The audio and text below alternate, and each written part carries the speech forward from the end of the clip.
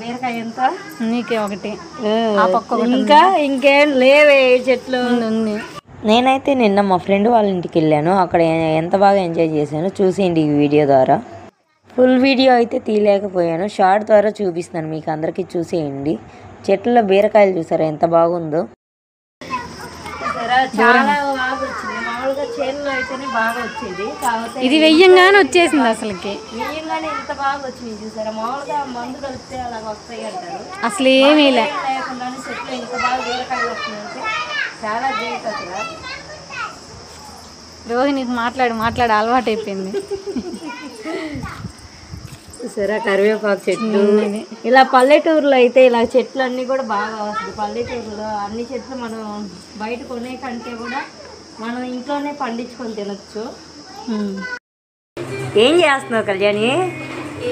బిర్యానీ చేద్దామనేసి. ఏం బిర్యానీ? దమ్ బిర్యానీ నీ స్పెషల్ అదే కదా.